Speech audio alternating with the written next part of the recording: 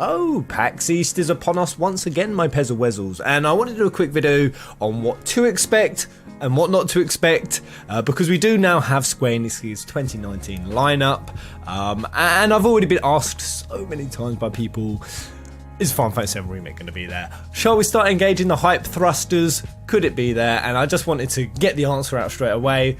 There's really not a chance at all. I mean, PAX East just isn't the kind of event where really any developers announce anything really huge. Like, it is once in a blue moon that a developer will bring something no one was expecting to PAX East, and even then we're talking something like a World of Warcraft expansion, which happened one year, and that's about as exciting as it gets. But as for what we'll be showing, there's still a lot of great stuff on there. So PAX East will be happening between Thursday the 28th of March and Sunday the 31st of March. So diving straight into what their lineup is going to be. So we have Dragon Quest Builders 2 for the PS4. That'll be available July the 12th. We have Chocobo's Mystery Dungeon. Everybody! Which I also think there's going to be some lunch boxes going. So I think it's the first 25 to show their proof of purchase are going to get a lunch box. Probably with the protagonist Chocobo on it. If that's not going to make you look special, nothing will. And by the way, guys, I cannot wait to play Chocobo Dungeon. I've never actually played it, and that's going to be coming out tomorrow. March 20th. It's out tomorrow. Again on PlayStation 4, but also on the Nintendo Switch. So I can't wait to play that. So one of the titles I've never played, as well as Crystal Chronicles, which I also can't wait to play. Moving on, we have Dissidia Final Fantasy Opera Omnia. Obviously a mobile title, available now. They're also going to be bringing back the TCG. Oh god, I hope they don't bring Jennifer McDerpinton and Virginia Flopsworth. That name sounds kind of exciting. The name suits it. I'm also wondering, when I read that, if we're going to hear about the new Final Fantasy trading card game that's coming out. The online one, not trading card game, the online card game. I did a video recently, it's kind of gone really under the radar. I once again said that I feel like that's probably going to be just a micro-trans stuffed cash grab more than anything. And I was really disappointed that they didn't go for actually bringing the TCG, the mechanics that it has, to life in an online game. I feel like that would definitely have done so well for the TCG, even just in terms of the rules and actually being able to play with people. That's a lot of people's problem, is finding someone else to play with. And also some of the rules can be very vague. What's an illegal move, what's not. An online version would have really cleared that up. So shame on that front. But moving on, they're also going to be bringing Final Fantasy X and X-2 Remaster, because of course they're doing the Nintendo Switch and Xbox ports now. Man, those two titles have made Square Enix so much money! Final Fantasy XI Online is also going to be making an appearance. We also found out recently in a news article that Final Fantasy XI has secured another 3 years of funding, which the director was really thrilled with. So Final Fantasy XI Online is still going to have some longevity to it. Next, Final Fantasy XII Zodiac Age is coming, because of, again, Nintendo Switch, Xbox One, Final Fantasy XIV Online. I think there was also some stuff about Shiryu. They're giving out those Shiryu t-shirts again. There's also going to be some foam swords going out. Final Fantasy XV Epsiode Ardyn is going to be making so many waves at this PAX. I expect there's going to be a playable version there, because we're going to be getting that March the 26th. So we are a week away from the final curtain close of Final Fantasy 15. Oh my gosh. So much. Too much anticipation. I definitely need to bring my excitement down for that. But no, I do have high hopes.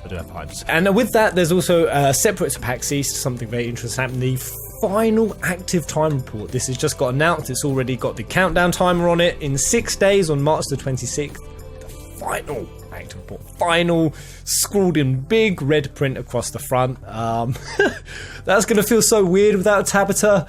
And oh man, just a history of active time reports. Some of them have been great, some have been terrible. And with time reports, it's something that was so prevalent with 15. I am curious whether they're going to try to do something similar with 7 Remake, or whether that's just going to stay with the 15 thing. I don't know. What did you guys think of their ATRs? Do you think they were worthwhile? Do you think that game should Square Enix should continue that with other games? And also 14 is going to be a massive player, especially with Shadowbringers coming in July. But moving on, Kingdom Hearts Union Cross It's also going to be making a play. Of course, that's a mobile title, and that's also going to be interesting considering the release of Kingdom Hearts 3 and all the juice that dropped in that. So players can create their very own Keyblade wield and eventually Disney World's beautiful stylized, rich cast of customizable characters. Yeah. It was so cool the way they... Oh, I actually won't say anything for Kingdom Hearts 3. They had Union Cross players appear in the game. If you've not seen it yet, when you get to that point, it was pretty cool. Pretty powerful what they did. Next up, Left Alive will be appearing. So platforms for that, Windows and PS4 or Steam. Now I'm not sure about Left Alive from what I've seen. I think it gets a 7.9 from about 300-ish reviews from the public, and it gets a very janky 3.8 from the pros. I've heard the gameplay is a bit but I haven't played it or seen much of it, so I'd be interested. What do you guys think? Has anyone played Left Alive? Is it decent? Let me know in the comment section below. Next up, Life is Strange 2. Xbox One, PS4, and Windows again. And then finally, Star Ocean Anemnesis. This was going to be never played a Star Ocean game again. Had so many suggestions for me to play them. So I'll be curious to see that how that goes down. So that's pretty much their entire lineup, everything they've put in. Very briefly, will there be wiggle room for a few surprises in there? I don't really expect Square Enix to be trying to bring any kind of punches. But I will say I'm going to be looking out for their presentation. No, we don't typically see much at PAX East in terms of live streams. There's definitely are some. And they've done presentations in the past. Remember, they did them for episode Gladiolus, and even before that, like some of them had very big guest panels and talks. And I want to see at this PAX East more than anything, can this be a reinvented Square Enix? Because needless to say, with their last E3s, their PAXs, their PSXs, well, they've been bad, they've been lame, sometimes they've bordered on cringe. I really want to see if this is a new Square Enix, if they finally got their presentations down on point for what we do see. But again, PAX East is more for those attending. It's more of an attendees kind of event. But when we do see it, I really hope that the North American team have sorted out their presentations, because it's definitely that division of Square Enix that we've seen them have more and more control, and they've even then themselves have said Square Enix have given us more control, more freedom to plan and organise these presentations. And they've just done a diabolical job so far. I mean, it's not like they didn't seem enthused. I remember how enthused they were when the Square Enix allowed them to do the Western FF15 cover, the cover for the game. And then because they were so enthused, they ended up doing about an hour-long set discussing it. And I'll never forget that, because it was bad. Like, I don't like the FF15 case. I think it was pretty rubbish. They put in these figures, the shadowy figures that look like weapons, literally just to troll. Matt Kishimoto said they threw it in there just to sort of throw people sent off, because there's this whole thing with Diamond Weapon going around Kingsglaive. And just things like saying that the location was really important and would be hugely important at the end of the game, and it just wasn't. I mean, it's just us guys. So there's been so many kinks and problems with the way they've presented their stuff. Square Enix at times has been the worst dev at events. And not because they've had nothing to show. Sometimes they've had a lot of ammo to fire out their gun, and they've just fired it completely the wrong way. And I want to see that going forward in 2019, especially with the 7 Remake, various presentations to be showed this year, potentially the Marvel project, and whatever Square Enix is basically planned to be hitting this huge multi-billion yen target for the fiscal quarter of late 2019. Whatever that is, they're not going to be hitting that mark unless they can sort out their advertising efforts. And this was even in a recent share report, them saying, the shareholder saying, Square, are you doing your advertisement efforts at the right time? Are you doing them with the right punch? Presentation is going to be so important that Square Enix fix it and sort it out this year. And I think PSX is going to be one of the first smidgels of an indication of whether they're stepping in the right direction. But what else is happening, even just outside of Square Enix? So there's not much I'm excited for. I'm definitely looking forward to seeing more of Sekiro Shadows Die Twice, which I will be playing when that comes out. I mean, I was going to be doing my Dark Souls playthrough, because following after the experience of Bloodborne, I don't know why I want to do this to myself again. It's that inner masochist in me coming through, and I've got to say, from what I've seen of the trailers, I've actually been looking at the trailers, then sort of looking away quickly, because the aesthetic, the bosses, the mob designs, everything looks so good, that I feel like I've been staying away from the trailers, because I want it just to be a surprise when I play it. But in terms of other devs, anything exciting happening. So Sony I don't expect much from, and the thing with Sony is, with them saying that they're going to be missing E3 this year, with the way they missed PSX in 2018, I've always got this thought in the back of my mind: is whatever's happening with Sony also in some way tied to Final Fantasy VII Remake? Like, Sony have already very much made their stamp, you know, what with the Sony stage being the ones who revealed the trailer, with PSX also being what showed us the second FF7 Remake trailer,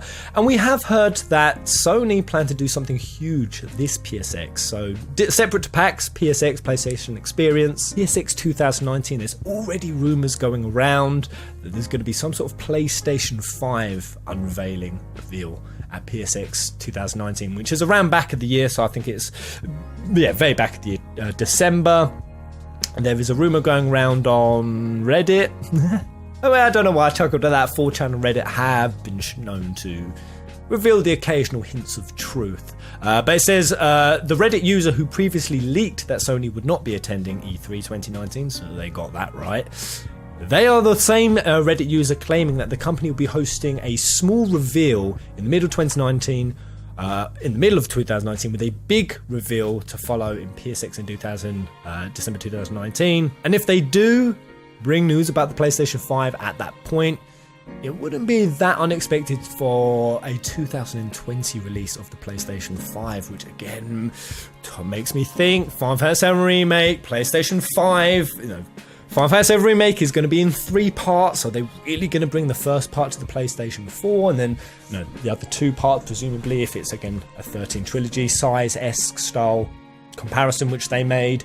Would they really bring it across platforms? I mean, they definitely could, do the first part on the PS4 and then do sort of like a bundle sale when it comes out, but I think it would break it up a little bit, and it would certainly make some fans very unhappy having to finish a game they've already started across a new console. But on that same note, that kind of keeping it hostage across 2 platforms could be what bumps up PlayStation 5 sales. A huge shell of PlayStation 5s. There will be flogging them bad boys straight out the door. I mean, it would kind of be like the circle coming back, and especially when Final Fantasy VII was like the flagship game that launched on this unknown console coming out called PlayStation. It was such a bold move for Square Enix to move with them and move away from Nintendo like it did back in the day. So it'd be kind of an ironic circle if that did happen, and there might even be a little bit more validity to it, because where is it? Square Enix 3D character model artist from Luminous Productions, the Luminous Studio team, Tomohiro Tokoro, if I pronounced that right, probably not. He recently made a comment on, I was going to say Twitter, no, it was actually his now deleted LinkedIn profile. He said that he was working on new AAA games, or a new AAA game, sorry, for the PlayStation 5. We did hear that Luminous Studios would be working on a project, quote, twice as large as Final Fantasy 15. But not in the Final Fantasy franchise. So, I mean, I'm getting this from an article that said, could this mean it's Final Fantasy VII Remake? Of course, not really. That's on Unreal Engine. And I'm really excited to see Final Fantasy VII Remake at whatever point in this year. But once again, don't expect it at PAX. In terms of other devs, nothing that really exciting. Gearbox seems like they're going to be making a bit of a punch into this one. They've suggested there's going to be a new Borderlands game being announced. So actually might be something exciting getting announced. The company also showed an image of Duke Nukem and Ishii Saito from Bulletstorm. Bulletstorm is an over-the-top first-person shooter that originally released on Xbox 360 and PlayStation 3. So that might be exciting for some of you guys. Nintendo are one of the other few devs who have given us their lineup already, so I'll quickly cover it. There's going to be Yoshi's Crafted World. They're also going to be showing some Dragon Quest Builders 2. And I think there might even potentially be a lot of cross between the Nintendo and Square Enix stuff, especially as a lot of what Square Enix are bringing is now on the Switch. So there might be some collaboration across the booths. There's going to be 300 there at PAX East, so it's definitely going to be a big event for the attendees anyway. And a selection of other anticipated indie games, same from Nintendo: Mortal Kombat 11, Bloodstained: Ritual of the Night, Hellblade, Senua's Sacrifice, Assassin's Creed 3 Remastered. I think there's also going to be some plays of Smash Bros out there. I think they've got the North American finals, and Splatoon 2 will be appearing. I can't even be bothered to go and look at what Bethesda and EA are going to be doing. What with their shenanigans this year and things like Fallout 76 and whatnot. I think there's might be some damage control coming from those guys. Yeah. Anything else interesting I can tell you guys? I mean, that's other devs. I'll let you guys get on and check those out if you were interested. So there we go. That's kind of my thoughts and feels going into PSX and extending a bit further out. We're moving into interesting waters, potentially tempestuous. That sounds better. And going for things outside of games, you get a lot of talks about dev, about tech. You even get things like cosplays, some cool cosplay kind of montage and stuff. So it can be a really exciting time for gamers. There has been some interesting times around PAX. I'll definitely leave a link to what I've got in front of me here, which is a really comprehensive timetable and schedule for the whole PAX experience, including things like building esports teams, being a streamer, sound design, Twitch's top clips, positive play, tackling the negativity in online games, autograph sessions, intergenerational design, how publishers find, mentor and promote indie games, and just throwing some other ones I find quite funny. How to pitch a board game in 60 seconds. Games for good. How games make us better. Your next gaming PC build off. Live. Cat Lady. Pokemon Tournament DX. Mario Kart 64. I don't know if Crash Team Racing is going to be making an appearance, but that would be really, really cool. Again, Super Smash Bros. The audacity of hype. Remaking or reinventing the games, the science behind nostalgia. But there we go, guys. I'll let you have a butcher's look at it in the comment section below, description. But let me know what you guys think. Anything else you're excited for? If any of you are in attendance, please let me know. I'd love to know what you guys actually thought of it. You've got some sort of review or feedback to send for anyone who's going to be actually on the ground the day. But I'll be sure to cover whatever snippets or slithers do make their way onto the internet. Probably in very long, drunken, reacting ramblings, which is usually how I do these events. We always have a good laugh. I mean, wow, there's even snap, the development of selfies in video games. So even there, things like KH3 and FF15 are probably going to get mentioned. Oh my god, Dead or Alive Extreme Beach Volleyball. Yes, baby, please. Until the next video, guys. Goodbye.